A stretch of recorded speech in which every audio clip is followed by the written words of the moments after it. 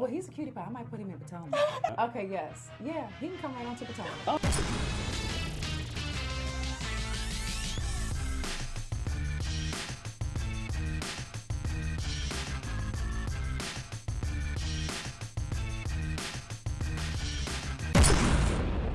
What's up, guys? It's your boy Richie Sky. We're back with another video. I want to thank you guys so much for tuning into the channel. Listen, if you haven't already done so, make sure you hit that subscribe button down below. Hit that notification bell button so you can be clued into when we drop new content right here on this channel.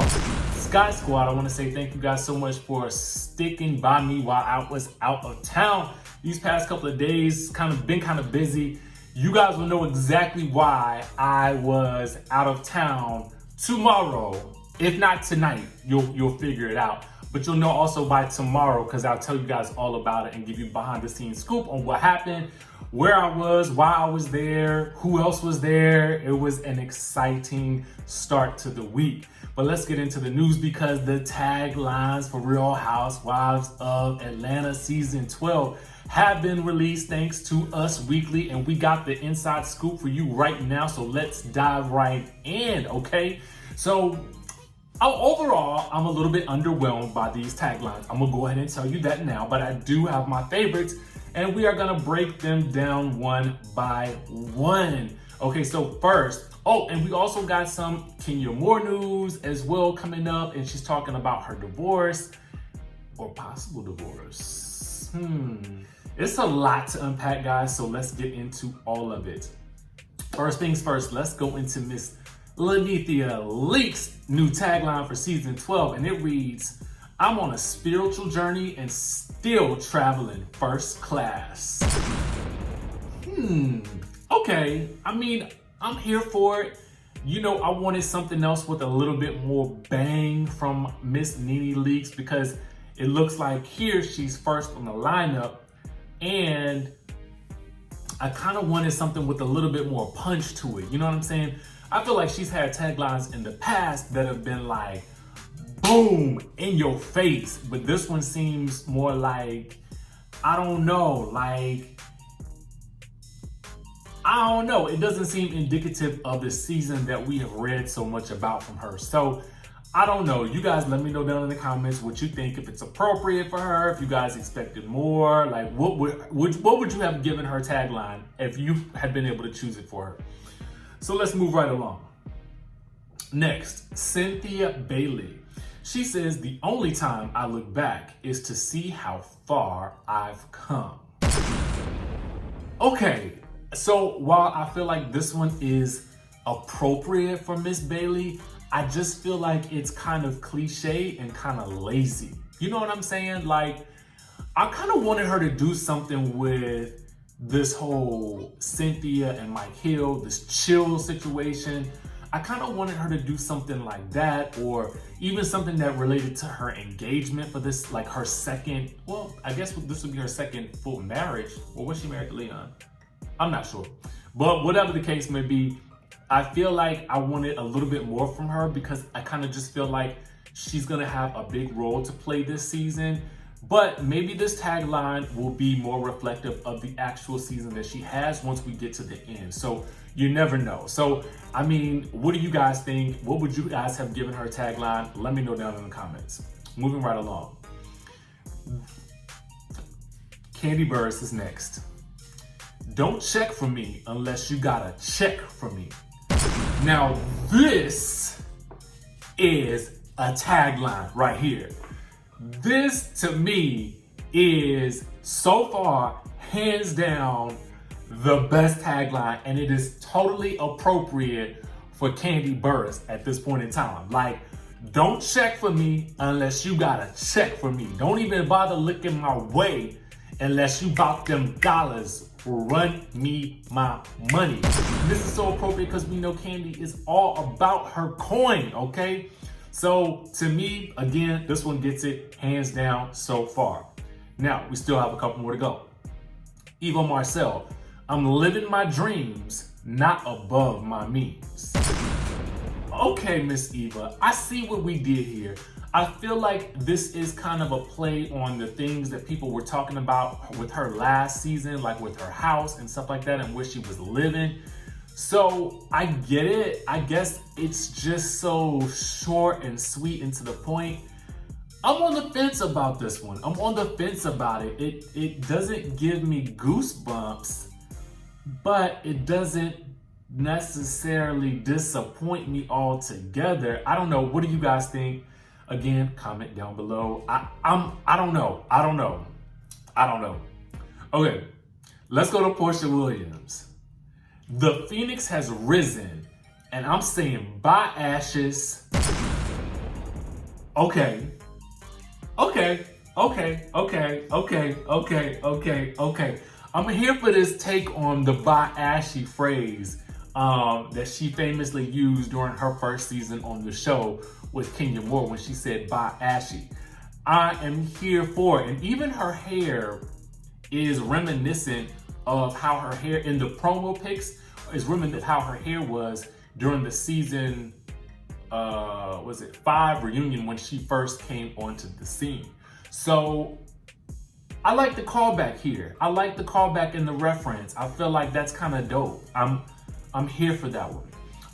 And then we get to the 6th and final tagline, and it's Miss Kenya Moore, of course. And she says, I was gone with the wind, but now I'm back and twice as fabulous. Okay. It doesn't necessarily wow me, but I'm not mad. Again, this is another one that is a play on a former catchphrase of going with the wind, fabulous. So I appreciate that. I'm actually kind of here for it now that I think more on it. So for me, I'm gonna rank them like this. My number 1 favorite is still Kandi. Don't check for me unless you got a check for me. Then I'm gonna give it a 2-way tie between Porsha and Kenya, with Porsha saying this Phoenix has risen and I'm saying bye ashes. Then I'm gonna give that tie also to Kenya Moore. I was going with the wind, but now I'm back and twice as fabulous. Then I'm probably going to go with Eva. I'm living my dreams, not above my means. Then I'm gonna go with a tie at the end between Nene and Cynthia. I'm just not as excited about those, but I know that they're gonna bring it this season. So let me know what you guys think about these comments down below.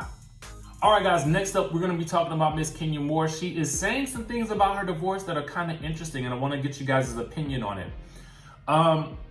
She's saying to People Magazine that I think a lot of people were rooting for me, rooting for us, and rooting for our beautiful family. So for something to come out of the blue, I know it really hurt and confused a lot of people who were on our side. So with that divorce announcement came rumors of infidelity, secret families, and all sorts of things. And Kenya says none of that is true. I can tell you I've heard a lot of rumors about secret families. I can tell you that's completely made up. There's zero truth to that. In terms of infidelity, I've had no proof of that. That's not our issue, she says. Well, the issue this is them paraphrasing, it stems from the fact that Moore and Davey were living and commuting between 2 households, her home in Atlanta and his in NYC, where he owned several restaurants. And she had this to say: the distance had really been taking a toll on us. Initially, when we had the baby, it was great. He was there for every single doctor's appointment, every ultrasound, every scare. We were 90% together. He was a very supportive husband during that time. Now, after Brooklyn's birth, that became harder. Marc opened up 2 new businesses and is opening up another, she explained. It was frustrating for me that he kept opening businesses in New York, but listen, I want him to be successful, and that's how he feeds his family. So I couldn't be selfish. But if you're living in 2 different places, you have to be together during the times you are in the same place. You're either both in New York, and you're both in Atlanta.